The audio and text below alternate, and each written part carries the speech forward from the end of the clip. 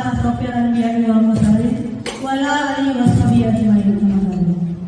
Selamat siang Bapak Ibu guru hebat semuanya yang sudah menyempatkan waktunya untuk hadir pada kegiatan diseminasi aksi nyata calon guru penggerak angkatan 6 dengan tema budaya positif. Yang terhormat Bapak Kepala Sekolah SMP Negeri 2 Kota Tangerang Selatan, Bapak Dr. Andes AA Suprayogi MPD. Yang terhormat Ibu Sri Muslia MPD selaku Wakil Kepala Sekolah Bidang Kesiswaan. Yang terhormat Ibu Sumiati MPD selaku Wakil Kepala Sekolah Bidang Sarana dan Prasarana. Yang terhormat dan saya banggakan Ibu narasumber kita yang cantik, Ibu Heni MPD selaku Wakil Kepala Sekolah Bidang Kurikulum. Yang saya banggakan dan cintai juga Bapak Ibu guru peserta serta teman-teman semua peserta destinasi yang hadir pada hari ini. Puji syukur kita panjatkan kehadiran Allah Subhanahu wa taala karena dengan berkah dan rahmatnya sehingga kita semuanya dipertemukan dalam kegiatan ini, yaitu kita saling berbagi dan berkolaborasi. Selawat serta salam tidak lupa kita curahkan kepada junjungan kita Nabi besar Muhammad SAW beserta keluarga, sahabat beliau.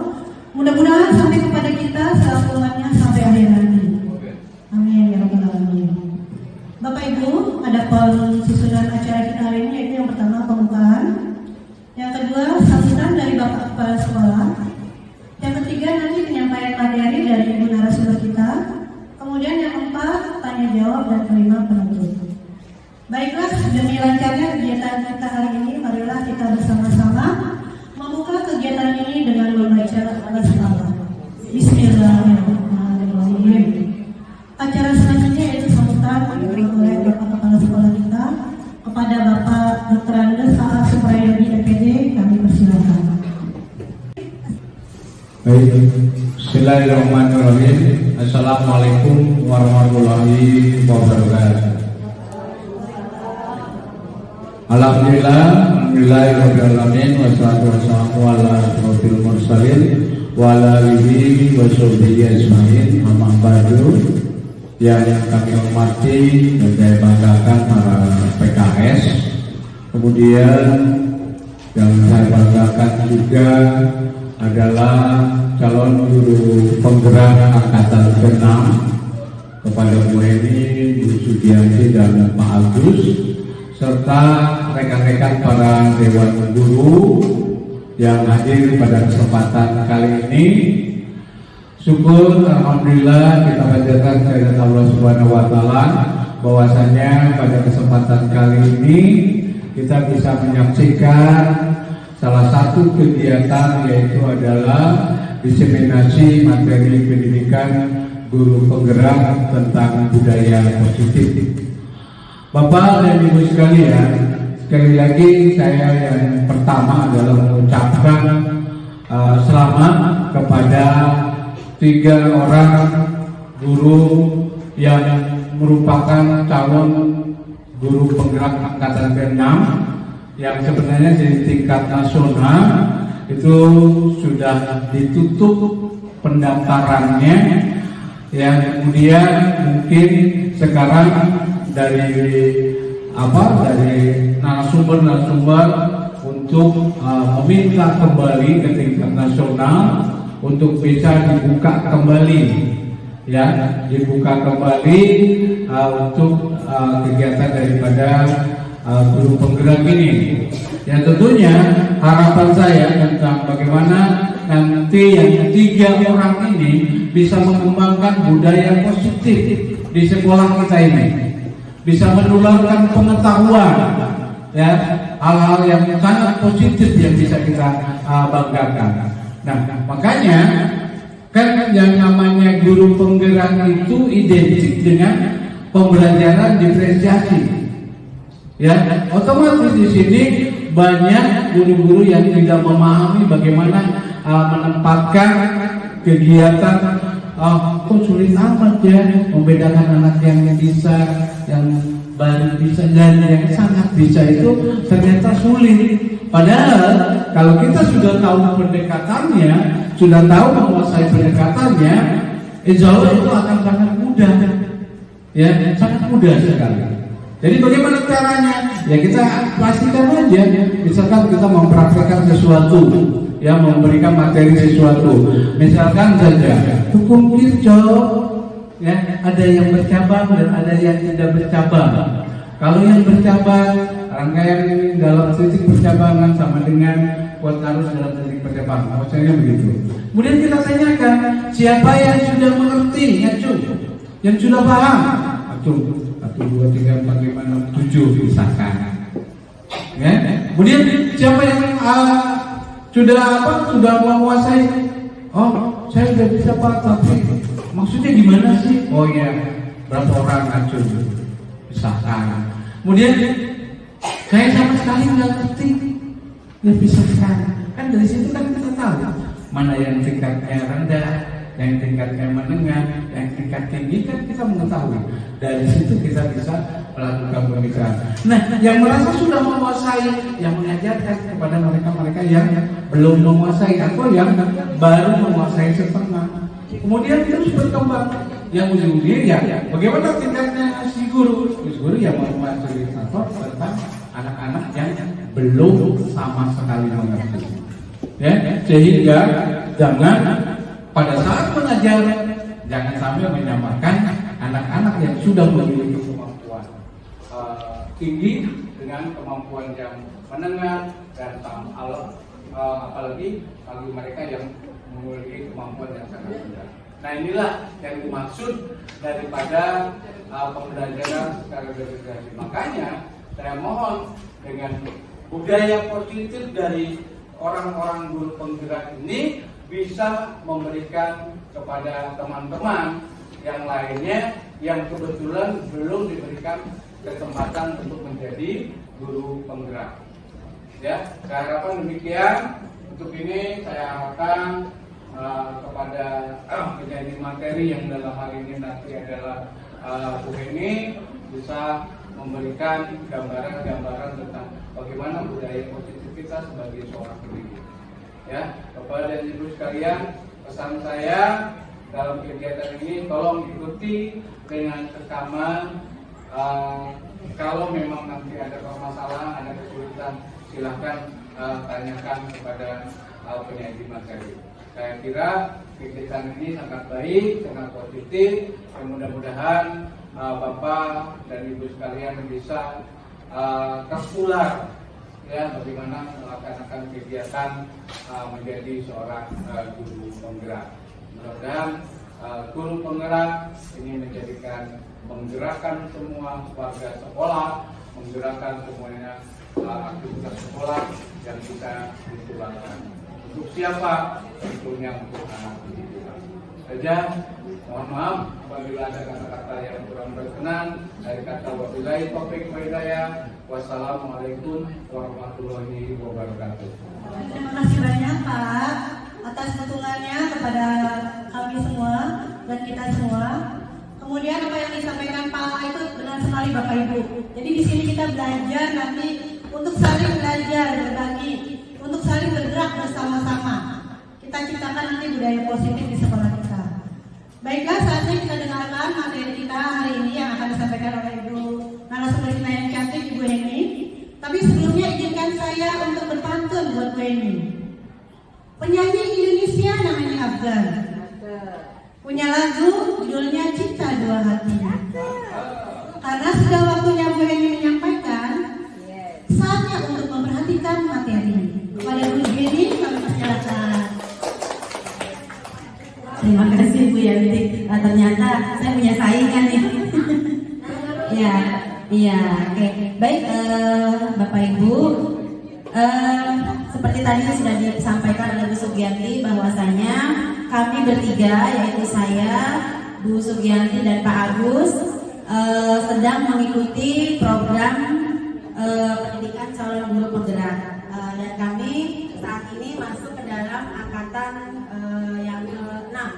Ya, angkatan masih ada di bawah kami Itu adik kelas, itu angkatan 7, angkatan 8, 9, dan 10. Baik Bapak Ibu, langsung saja tanpa berpanjang kalam.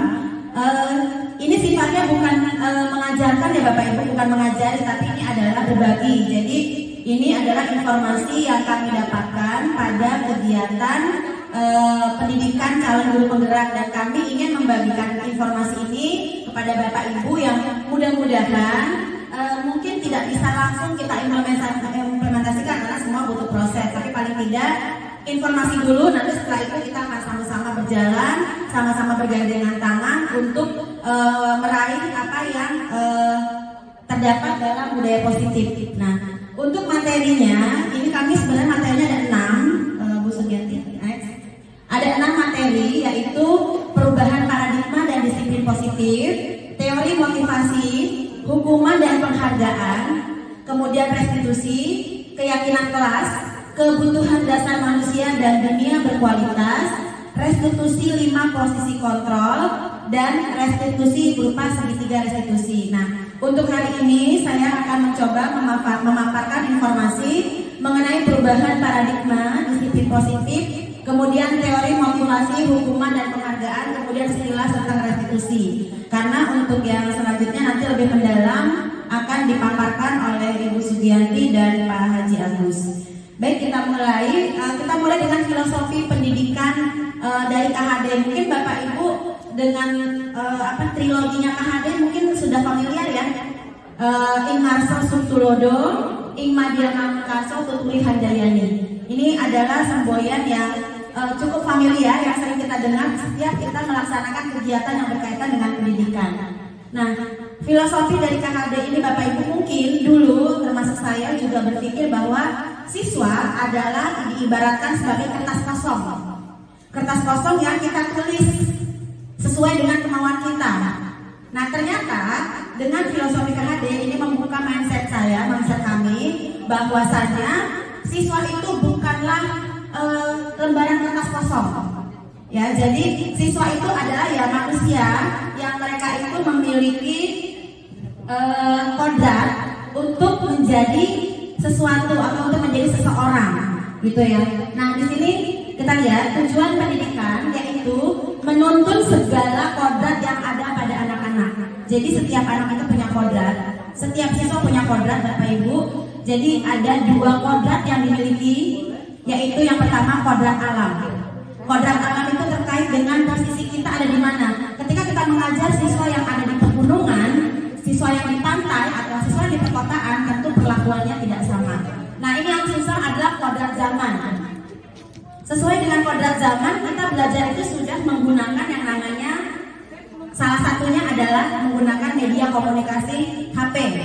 Nah, tetapi karena siswa SMP itu banyak yang belum paham mengenai bagaimana cara menggunakan HP secara bijak. Nah, makanya keluarlah aturan imbauan untuk tidak membawa HP, mungkin seperti itu.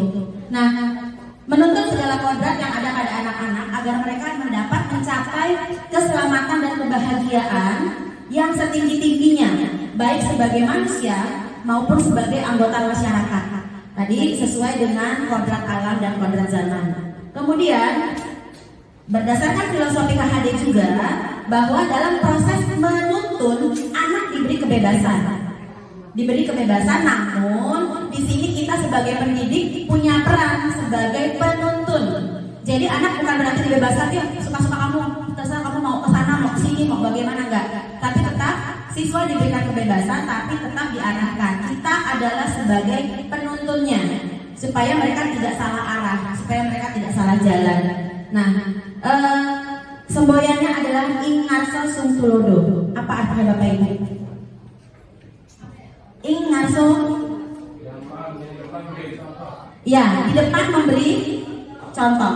Di tengah Ing Ngarso Mangun Kaso. Di tengah kita ngapain? Sebagai pemimpin kita di depan. Kemudian tengah kita, ya, dan terakhir Tuturi Handayani, mendorong dari belakang. Ya, kita artinya mendorong di sini, artinya kita mendampingi siswa. Oke, baik, next Bu Yanti. Nah, kita perlu mengubah adanya paradigma ilustrasinya nih Bapak Ibu. Anda, ini coba ya ilustrasinya. Anda dan teman Anda, kalau Anda berpasangan, ada kegiatan cobalah buka. Bapak Ibu silakan mengepalkan tangannya. Kemudian teman Anda meminta, teman Ibu Bapak meminta, buka telapak tangan kamu. Ya, buka telapak di dalam telapak tangan Bapak Ibu ada sesuatu yang berharga menurut Bapak Ibu, ya, menyimpan sesuatu yang sangat berharga. Nah, Bapak Ibu diminta untuk membuka kepalan tangan tersebut, bahkan sampai dengan segala cara supaya Bapak Ibu mau membuka kepalan tangan. Dihardik, diancam, kemudian diintimidasi, digodain, dikelitikin, dikasih uang, ya, dikasih hadiah. Nah, supaya Bapak Ibu bersedia membuka kepalan tangan. Kira-kira Bapak Ibu saya tanya nih, Bapak Ibu diintimidasi, Bapak Ibu digoda, Bapak Ibu dirayu supaya membuka kepalan tangan. Bapak Ibu kepalan tangannya supaya dibuka. Kira-kira Bapak Ibu itu membuka kepalan tangan atau tidak? Ayo Bapak Ibu, kira-kira Bapak Ibu buka nggak kepalan tangannya? Bapak Ibu dirayu nih, ayo dong dibuka. Saya pengen lihat apa sih yang ada di dalam telapak tangan Bapak Ibu. Kira-kira Bapak Ibu kalau membuka kenapa? Kalau tidak membuka kenapa? Boleh saya minta jawabannya? Kira-kira ya Bu Suhani? Kalau saya tidak buka, Bu. Bu Suhani tidak membuka, kenapa Bu? Karena kalau dipaksa saya nggak mau. Ya karena berarti punya prinsip ya. Karena Bu Suhani punya prinsip bahwa saya tidak akan membuka kalau saya tidak mau. Walaupun saya dirayu, walaupun saya digoda, walaupun saya dipaksa, walaupun saya diintimidasi. Karena saya punya prinsip, saya tidak mau membuka. Nah sekarang dibalik. Kalau misalkan Bapak Ibu yang minta temennya buka, temennya nggak mau buka, Bapak Ibu akan tetap memaksa? Maksa nggak kira-kira? Akhirnya nyerah ya, karena temennya nggak mau. Oke, kita lihat Bu Sudi, kita lanjut. Nah, inilah yang mau kita ubah, perubahan paradigma. Berdasarkan ilustrasi tadi, pertanyaannya ya, apakah Anda akan membuka kepalan tangan? Tadi sudah dijawab oleh Bu Suhani, saya nggak mau buka. Kenapa alasannya? Karena saya tidak mau. Saya tidak mau membuka tangan saya, gitu ya, karena saya punya prinsip. Nah, kemudian kita langsung ke pertanyaan terakhir. Sesungguhnya siapa yang pegang kendali atau kontrol untuk membuka atau menutup tangan Bapak Ibu? Kita sendiri atau orang lain? Kita sendiri. Kalau Bu Suharni tadi kita tidak mau buka, nggak akan membuka kan? Gitu. Meskipun dihadang oleh berbagai ancaman, rayuan pulau kelapa, tetap tidak akan mau membuka. Itu yang dinamakan kontrol diri. Nah, ini kita harus mengubah dulu paradigmanya seperti ini, bahwa kita tidak bisa memaksa orang lain mengikuti keinginan kita. Sebaliknya, kita juga tidak mau dipaksa untuk melakukan sesuatu yang bukan berdasarkan keinginan atau pemikiran kita. Itu paradigmanya dulu, ya. Nah, kemudian berikutnya, ini mau pakai teori. Dr. William Glasser dalam teori kontrol ingin meluruskan beberapa miskonsepsi yang terkait dengan kontrol. Yang pertama, ilusi guru mengontrol siswa. Kan selama ini Bapak Ibu kita suka mengontrol siswa. Kamu jangan begitu ya. Kamu begini ya. Tolong jangan ribut ya. Kita mengontrol mereka. Betul Bapak Ibu? Ya, kita mengontrol. Kenapa? Karena kita merasa bahwa mereka masih perlu dikontrol oleh kita. Tuh ya. Nah, di sini pada dasarnya kita tidak dapat memaksa murid untuk berbuat sesuatu jika murid-murid tersebut memilih untuk tidak melakukannya. Bu, kalau nggak dipaksa, dia nggak mau melakukan. Nanti kita akan lihat lagi ke teori selanjutnya. Ilusi bahwa semua penguatan positif itu efektif dan bermanfaat. Menurut kita, sesuatu yang positif itu bermanfaat. Positifnya itu menurut kita, dari sudut pandang kita. Ya, penguatan positif atau bujukan ini bersifatnya kontrol. Jadi segala usaha untuk mempengaruhi murid agar mengulangi suatu perilaku tertentu. Kemarin kamu sudah duduk rapi, sekarang duduk rapi lagi, tangannya di meja. Misalnya seperti itu. Jadi Jadi benar-benar siswa itu harus mengikuti apa kata kita. Ya. Nah, kemudian ilusi bahwa kritik dan membuat orang merasa bersalah dapat menguatkan karakter. Jadi kita membuat ini kalau kita misalkan ada siswa berkasus atau siswa bermasalah, hei, kamu seharusnya tidak boleh begitu. Seharusnya kamu begini. Jadi kita merasa siswa itu, oh iya. Jadi mungkin saya juga sama selama ini sebelum saya ikut kegiatan CGP, saya itu ternyata saya suka membuat murid saya merasa bersalah. Dengan dia merasa bersalah, dia minta maaf, kita berharap dia tidak akan mengulangi. Tapi pada kenyataannya dia ulangi lagi nggak Bapak Ibu? Ulangi lagi kan? Oh berarti di sini nih, ini yang mesti kita luruskan sama-sama. Kemudian ilusi bahwa orang dewasa memiliki hak untuk memaksa. Saya pokoknya kamu harus ikutin saya, kalau kalian selesai saya nggak mau ngajar. Misalnya kayak gitu, saya juga pernah 97 saya sampai ketua kelasnya itu waktu itu sampai nangis gitu, karena sayanya memaksa mereka untuk mengikuti apa yang saya inginkan. Nah itu sebelum saya ikut ini, gitu ya. Oke, next Bu Yanti, kita bermain. Nah, bagaimana seseorang bisa berubah dari paradigma stimulus respon? Stimulus respon itu rangsangan untuk melakukan sesuatu secara spontan kepada pendekatan teori kontrol. Nah, Stephen R. Covey mengatakan kalau kita ingin membuat kemajuan perlahan-lahan, ubahlah sikap atau perilaku Anda.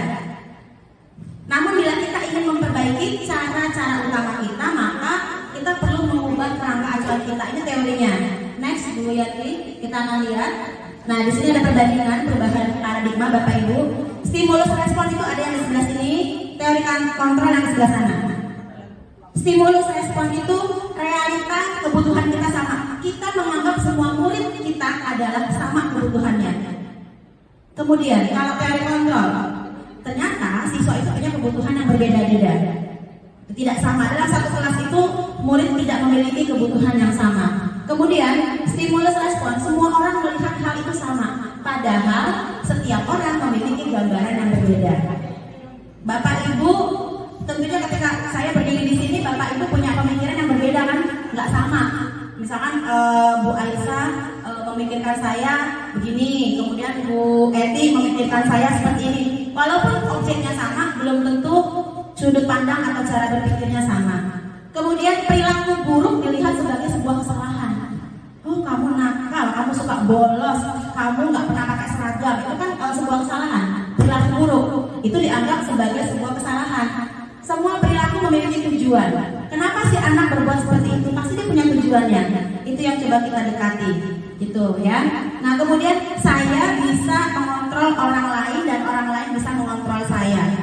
Nah tapi ternyata tadi ketika saya kasih ilustrasi, Bu Suhani nggak mau dikontrol, tidak bisa. Bu Suhani tidak mau dikontrol dan tidak mau mengontrol orang lain. Jadi terbalik ya. Kemudian pemaksaan ada saat rujukan gagal. Ketika kita mengajar, siswa tidak mengikuti apa yang sudah kita siapkan. Dibujuk nggak mau, akhirnya dipaksa. Kalau nggak ngerjain nggak dapat nilai. Sama, saya juga begitu ya. Kemudian kolaborasi untuk teori kontrol, kolaborasi dan konsensus menciptakan pilihan baru. Jadi kita berkolaborasi dengan siswa yang kita ajar. Nah model berpikirnya menang kalah.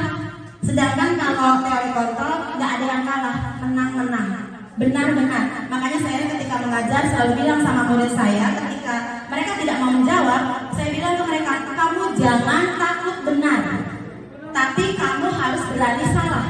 Kenapa? Karena dengan berani salah, kamu akan belajar dan menemukan sebuah kebenaran. Betul Bu Eri, terima kasih. Next. Nah, apa itu disiplin positif? Bapak Ibu, saya nanya dulu deh, jangan buka dulu jadi gampang. Saya mau tanya, ketika menyebut kata disiplin, apa Bapak Ibu yang terbayang? Dari bayangan Bapak Ibu? Disiplin, kamu gak disiplin. Apa? Tepat waktu. Terus apa lagi? Kenapa disiplin apa? Apa sih disiplin itu? Taat, peraturan, takut. Ya, disiplin itu peraturan, disiplin itu sesuatu yang ditakuti. Nah, kita lihat. Ya, apa itu disiplin positif? Disiplinnya dulu aja. Terlintas ketika di pikiran kita mendengar kata disiplin dari jawaban Bapak Ibu masing-masing sama. Kebanyakan orang akan menghubungkan disiplin itu dengan tata tertib, peraturan yang harus dipatuhi. Ya, kemudian padahal berbeda. Nah, Belajar tentang disiplin positif tidak harus dengan memberikan hukuman. Terus kalau ada hukuman itu adalah alternatif terakhir. Kalau berarti bukan berarti nggak boleh menghukum ya. Itu adalah alternatif terakhir dan kalau perlu jangan sampai digunakan. Kalau perlu jangan sampai dipakai. Nanti makanya di materi nanti itu ada yang namanya segitiga restitusi. Itu menarik banget ya. Menarik sekali. Kemudian dalam budaya kita makna kata disiplin dimaknai menjadi sesuatu yang dilakukan seseorang pada orang lain untuk mendapatkan kepatuhan. Jadi sebagai satu upaya supaya orang itu nurut, maka dibuatlah peraturan yang harus diikuti. Nah itu disiplin. Oke, next Bu Yanti. Nah ini mendisiplinkan anak-anak itu pokoknya kerjaan paling menantang buat Bapak Ibu guru ya. Karena kalau ngajarin materi mah semua udah ngelotok, semua udah di luar kepala. Tapi yang namanya mendisiplinkan itu karena banyak persepsi Bapak Ibu. Ada yang menurut saya mendisiplinkan itu caranya begini. Menurut saya mendisiplinkan itu caranya begini. Karena tidak ada keseragaman, tidak ada kolaborasi, tidak ada kerjasama. Akhirnya apa yang disebut disiplin, apa yang ingin ditanamkan lewat kedisiplinan tidak tercapai. Nah, dalam rangka menciptakan lingkungan positif, salah satu strateginya adalah kita tinjau kembali penerapan disiplin di sekolah. Mungkin nanti di sini kita kerjasama Bapak Ibu. Makanya intinya kita adalah berkolaborasi. Selalu saya bilang kita kolaborasi, kita kerjasama. Tidak bisa kita berdiri sendiri. Disiplin positif merupakan unsur utama dalam mewujudkan budaya positif yang kita cita-citakan di sekolah. Itu. Oke, next. Nah, ini nilai-nilai kebajikan universal, ya, Bapak Ibu. Ini adalah nilai-nilai bahwa setiap anak harus paham ini. Setiap anak harus paham ini, Bapak Ibu. Keadilan, tanggung jawab, kemudian bersyukur, lurus hati, prinsip, kasih sayang, rajin, percaya diri, komitmen, kesabaran. Ini sebagian kecil nilai-nilai kebajikan yang perlu kita tanamkan kepada siswa.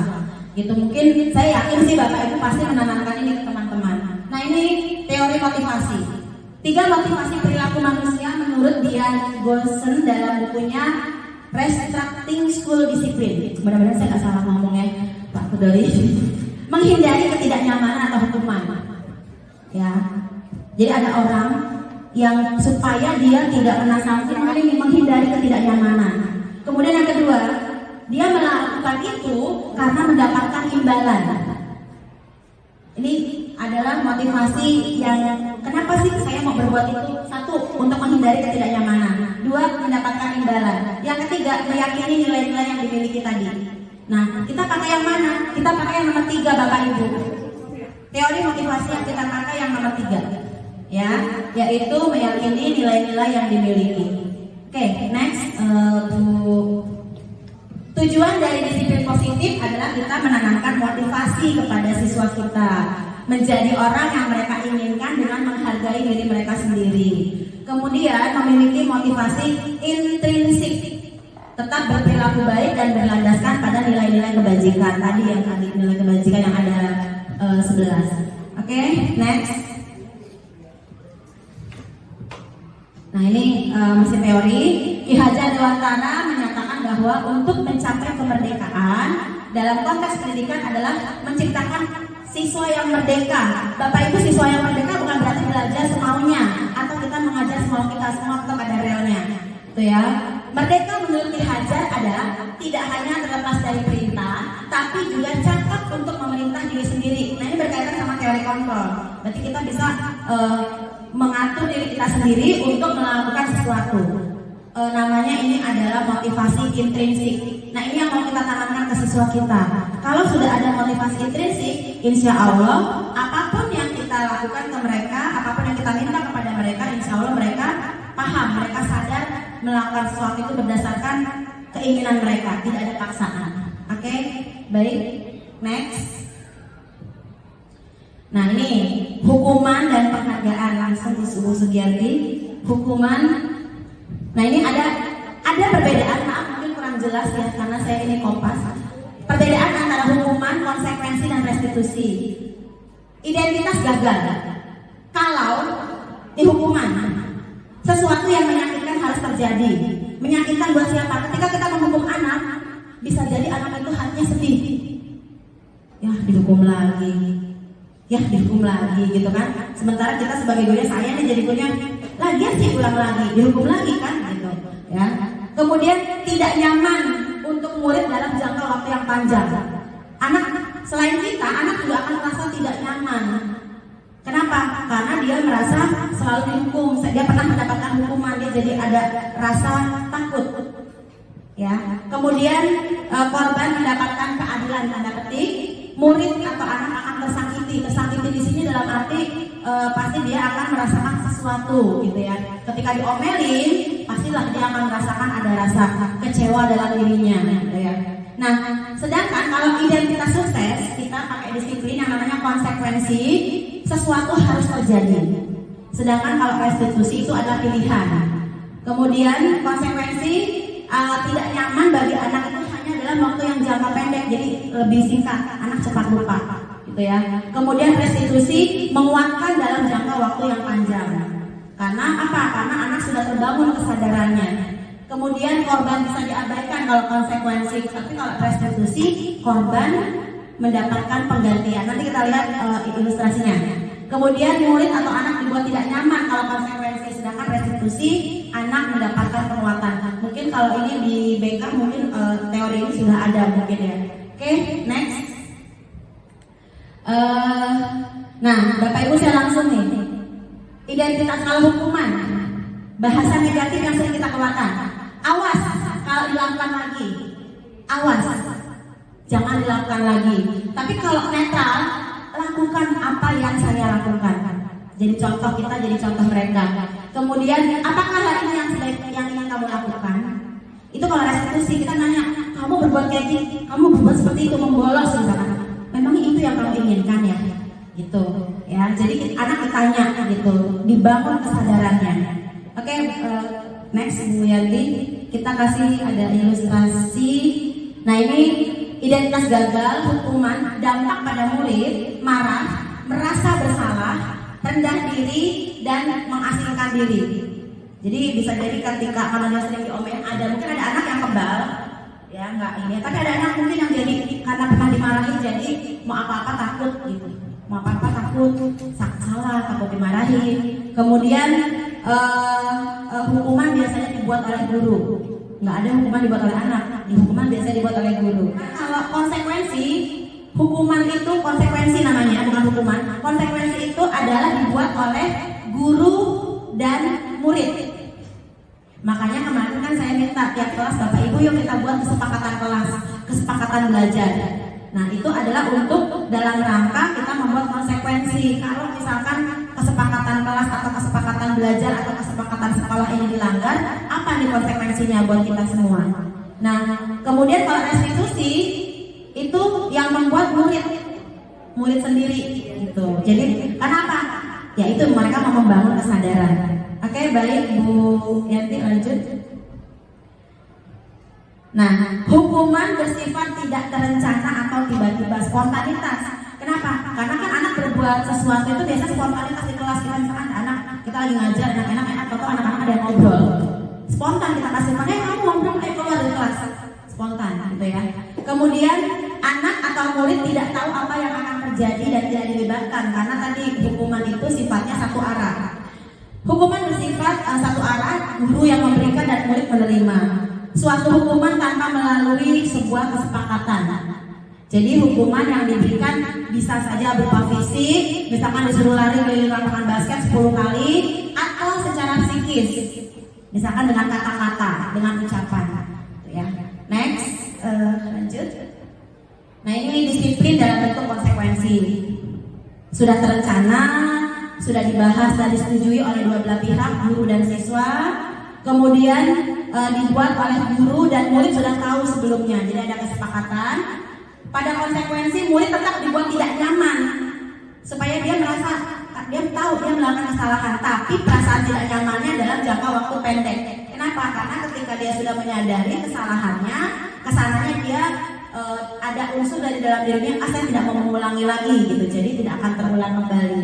Nah, ini konsekuensi biasanya diberikan berdasarkan data yang umumnya dapat diukur. Misal, siswa 3 kali tidak menyelesaikan tugas pada waktu yang diberikan, atau murid melakukan kegiatan di luar kegiatan pembelajaran, misalnya ngobrol, maka murid tersebut kehilangan waktu bermain. Jadi ketika teman-temannya istirahat, kita minta untuk menyelesaikan tugas karena ketertinggalannya. Atau di rumah ketika teman-temannya bisa bermain karena dia harus menyelesaikan tugas, maka dia kehilangan kesempatan untuk bermain yang harusnya misalkan 1 jam jadi 30 menit, karena 30 menitnya harus digunakan untuk mengejar ketertinggalannya. Nah, peraturan dan konsekuensi ini sudah diketahui oleh murid, gitu ya. Next, Bu Yanti. Nah, ini penghargaan. Sebenarnya saya dulu berpikir ketika kamu melakukan suatu kebaikan, kita kasih mereka penghargaan. Bapak Ibu ingat nggak dulu kita suka ada kasih bintang, bintang 1, bintang 2, bintang 3, bintang 7, gitu ya. Nah, kira-kira kalau dikasih bintang seperti itu anak memang senang.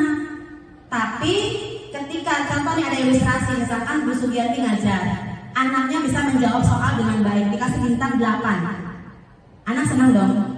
Nah, kemudian tiba-tiba Bu Sugianti berhalangan hadir, terus anak ini bisa mengerjakan. Oleh guru yang mengganti karena nggak tahu kalau Bu Sugianti suka ngasih bintang, nggak diapa-apain, cuma dikasih oh bagus nak. Si anak akan mikir ya, males ngerjain, nggak dapat bintang, motivasinya menurun, gitu ya. Motivasinya menurun. Jadi makanya penghargaan itu tidak selalu positif, tidak selalu baik. Sebenarnya dia juga bisa dikategorikan hukuman. Kenapa? Nih, seperti Alfikon bilang, baik penghargaan maupun hukuman adalah cara mengontrol perilaku seseorang yang bisa menghancurkan potensi untuk pembelajaran yang sesungguhnya. Tuh ya Bapak Ibu. Jadi kita cek Bu Yanti. Jadi sebenarnya penghargaan itu tidak selalu positif dampaknya. Nah, penghargaan tidak efektif. Contoh seperti ini, suatu penghargaan adalah suatu benda atau peristiwa yang diinginkan. Ada prasyarat. Untuk mendapatkan penghargaan itu ada prasyarat yang harus diikuti oleh siswa. Misalkan kamu bisa membuat cerpen bertemakan A dalam waktu 1 hari, misalkan. Atau kamu bisa menjawab soal IPA 10 soal benar semua tanpa ada yang salah, kamu akan mendapatkan hadiah. Nah, itu diinginkan oleh siswa. Oh, saya mau dapat permen dari Bu Sugianti, maka saya akan menjawab soal dengan baik. Ah, Bu Dwi mah nggak pernah ngasih hadiah kalau ngajar, males belajar sama Bu Dwi, misalkan seperti itu. Ya, jadi penghargaan di situ jadi tidak efektif kan? Gitu. Jadi anak itu melakukan sesuatu karena dia mengharapkan. Gitu. Nah, kemudian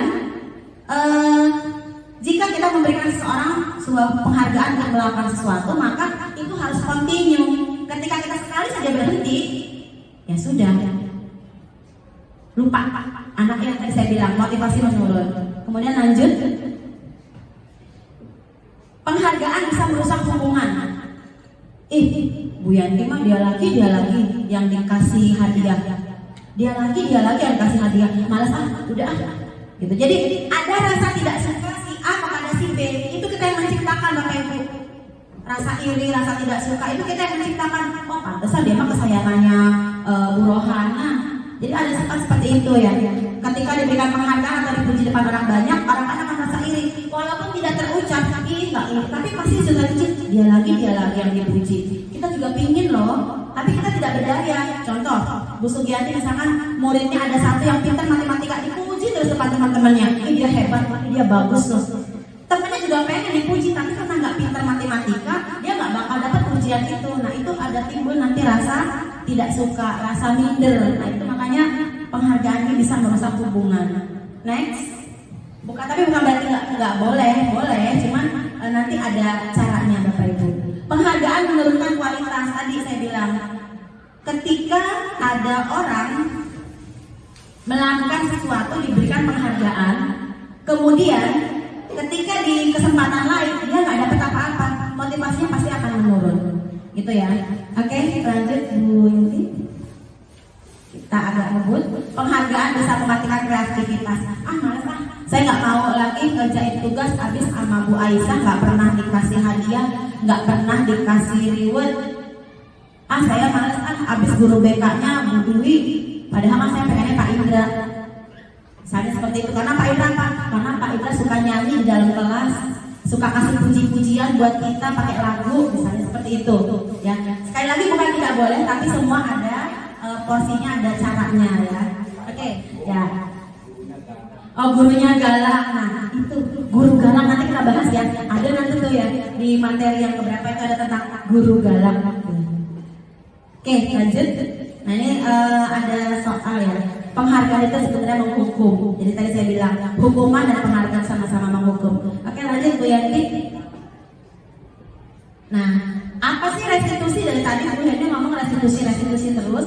Restitusi adalah tahapan tindakan yang dilakukan oleh guru untuk supaya murid menaati kesepakatan yang sudah dibuat dan mengakui dengan sadar dan terbuka jika mereka melakukan kesalahan. Dan nanti yang menemukan mencari jalan keluar itu mereka sendiri gitu. Nah, nanti mereka akan merasakan rasa senang karena sudah berperilaku jujur gitu ya. Oke, next. Oke. Nah, saya mau nanya nih. Ini ilustrasi soalnya saya bacain ya. Ibu bapak jawab, ini hukuman atau konsekuensi. Mencatat 100 kali di dalam buku kalimat, saya tidak akan terlambat lagi datang ke sekolah karena saya datang terlambat. Hukuman atau konsekuensi? Hukuman atau konsekuensi? Hukuman. Punten. Hukuman ya. Kemudian membersihkan coret-coretan yang dibuat di meja tulis. Hukuman atau konsekuensi? Konsekuensi. Menggantikan kertas tugas teman yang disobek. Konsekuensi. Bisa ya Ibu membandingkan ya antara konsekuensi dengan hukuman. Lari keliling lapangan itu hukuman fisik. Tadi kan sudah dibilang bahwa konsekuensi itu adalah menggantikan. Kalau misalkan si anak melakukan kesalahan, maka dia akan berusaha menggantikan apa yang sudah dilakukan. Gitu. Jadi bukan dihukum, ya.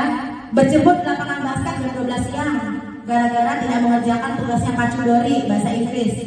Itu hukuman apa konsekuensi? Hukuman, ya. Oke. Lanjut, Bu Yanti. Ini ada pertanyaannya. Nah, murid diminta membersihkan tumpahan air di meja tulis karena tersenggol pada saat belajar.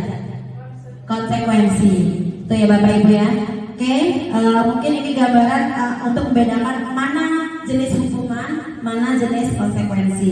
Lanjut. Oke, tadi Bu Yanti nggak apa-apa lewat aja. Oh, ini sudah Bu Yanti ya. Oke, sudah keadaan kelas, sudah materi berikutnya. Baik Bapak Ibu, mungkin dari saya itu terkait dengan pembudayaan disiplin positif, kemudian juga tentang sekilas tentang restitusi, hukuman dan penghargaan. Barangkali ada yang mau di-sharingkan Bapak Ibu, silakan. Olahraga kita kasih olahraga itu konsekuensi hukuman. Ya, kalau olahraga lain kan itu ada teorinya. Ini adalah hukuman. Ya, kadang-kadang kan guru bahasa Indonesia menghukum siswanya lari keliling lapangan kan nggak nyambung ya.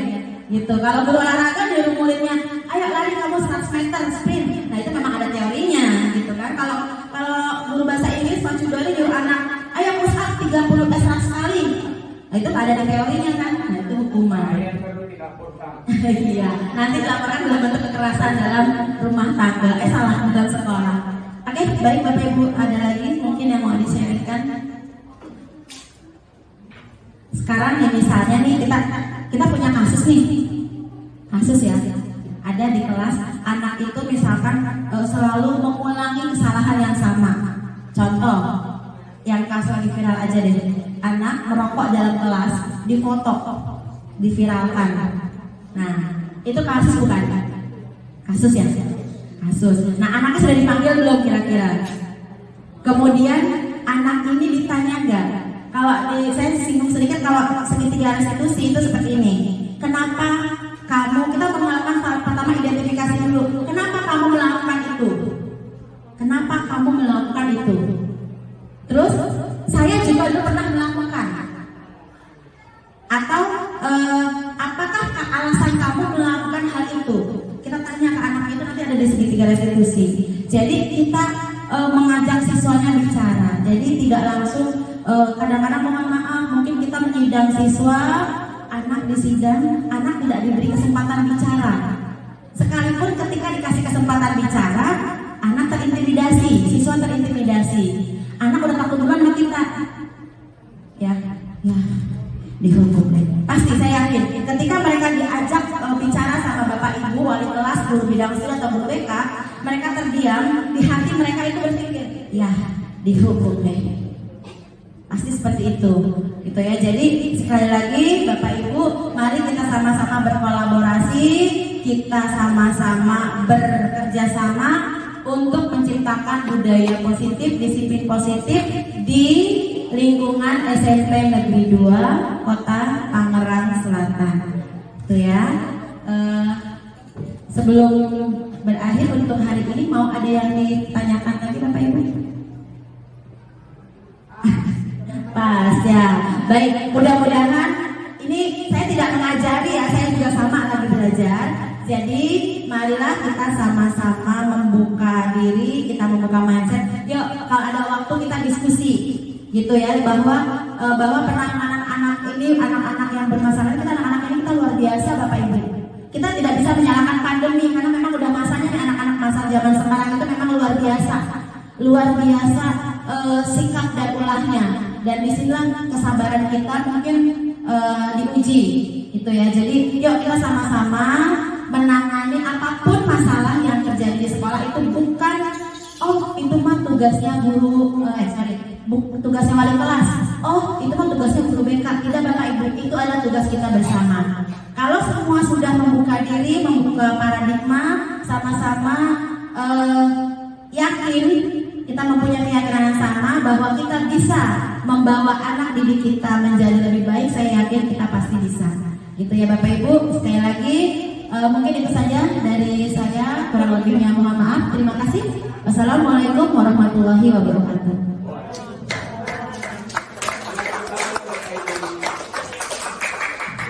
Baik, kita beri tepuk tangan buat Bu Heni, Bapak Ibu semuanya. Terima kasih banyak materi yang disampaikan Bu Heni. Bapak Ibu, mungkin ada yang mau ingin ditanyakan, silakan. Bapak Ibu bisa angkat tangannya. Kalau saya boleh nanya, Ya silakan Pak Supardi.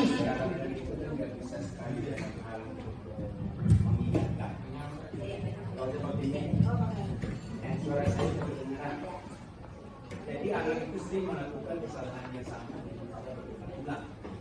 Karena tadi kan ada ucapan yang seperti itu, konsekuensinya bagi manusia. Nah untuk yang berulang-ulang ini ada nggak yang dari kita solusi terbaiknya? Kita bisa anak ini bisa dididik menjadi hanya cuma itu aja yang dilakukan tanpa ada perubahan dari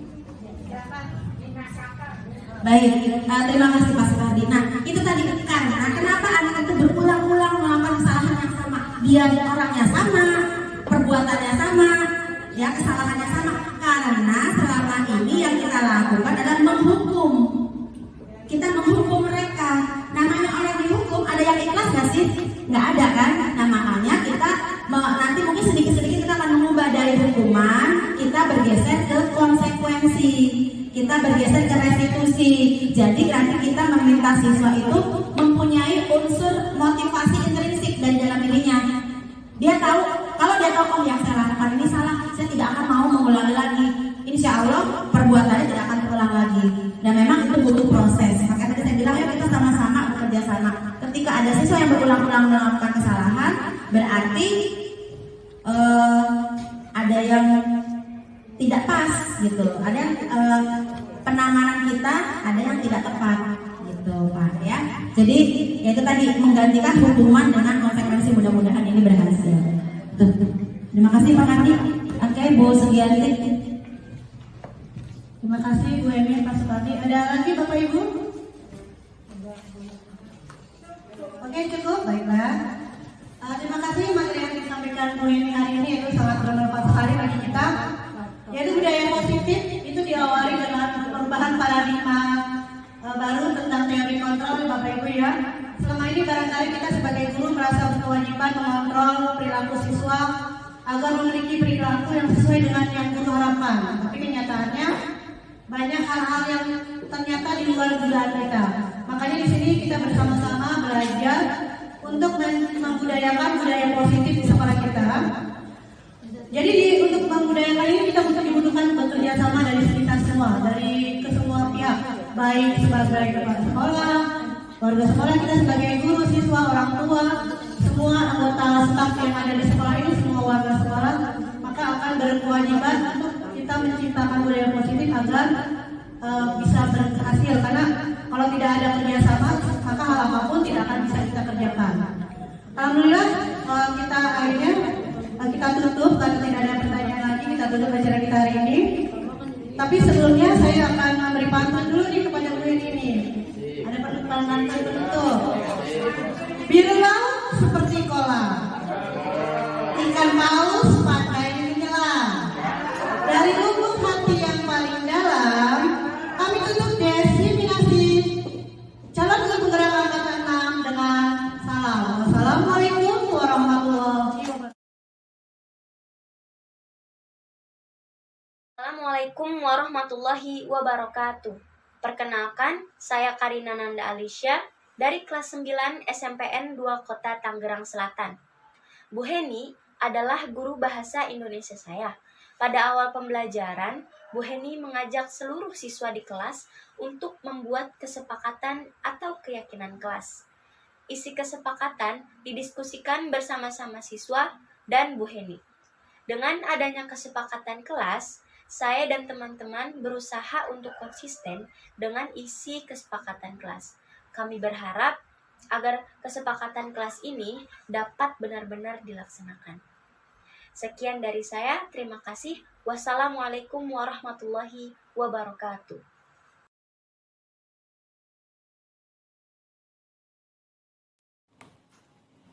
Assalamualaikum warahmatullahi wabarakatuh.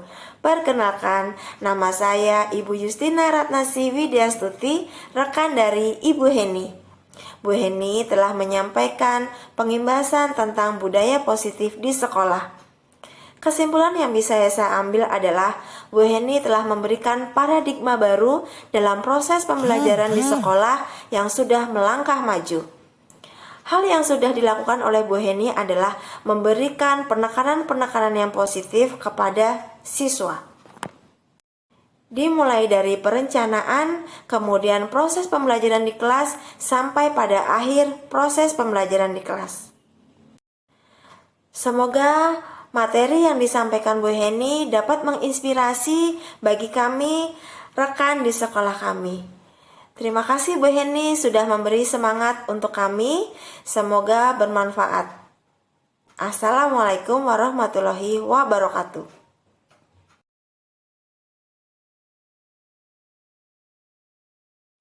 Assalamualaikum warahmatullahi wabarakatuh. Perkenalkan, saya Sri, orang tua siswa SMPN 2 Kota Tangerang Selatan, kelas 96 atas nama Iksan Aulia Rahman. Saya ingin memberikan testimoni terkait mata pelajaran bahasa Indonesia putra saya yang diajar oleh ibu guru bernama Ibu Heni, di mana menurut penuturan anak saya, ketika anak saya itu diberikan penugasan-penugasan, itu diberikan keleluasaan, kebebasan untuk memilih jenis tugas yang akan diselesaikan.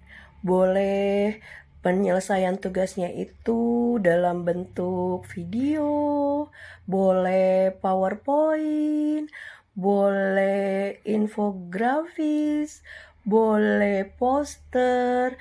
Nah, dari pilihan yang diberikan oleh Ibu Heni ini saya senang sekali karena anak saya tidak diberikan penugasan yang diwajibkan atau diharuskan, sehingga anak saya Iksan bisa menyelesaikan tugasnya sesuai dengan kemampuannya Terima kasih Ibu Heni. Kemudian selain itu juga anak saya menceritakan, Mama, ketika Iksan mau mulai belajar, anak saya sempat bertanya, Mama, apa sih itu keyakinan kelas? Saya hanya senyum dulu di awal, namun di dalam hati saya pun senang sekali. Ternyata anak saya itu di awal belajar sudah diarahkan dan diminta dibuatkan kesepakatan berupa keyakinan kelasnya yang tujuannya untuk menertibkan dan mendisiplinkan seluruh para peserta didik atau siswa yang ada di kelas anak saya, termasuk anak saya. Terima kasih Bu Heni, saya senang sekali mendengarnya. Nah, saya berikan penjelasan bahwa keyakinan kelas ini apa aja yang diminta sama Bu Heni. Nah, anak saya bercerita yang diminta oleh Ibu Heni adalah Iksan diminta untuk bikin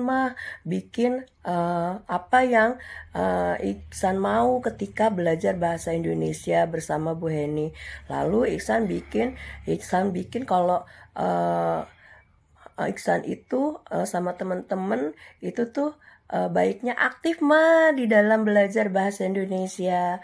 Nah, itu Iksan tulis dalam salah satu keyakinan kelas itu. Nah, setelah itu Iksan sama teman-teman Iksan sekarang jadi lebih tertib untuk belajar bahasa Indonesia, terus juga lebih semangat gurunya enak ngajarnya. Oke, terima kasih Bu Heni, saya senang sekali selaku orang tua siswa dari Iksan Aulia Rahman kelas 96.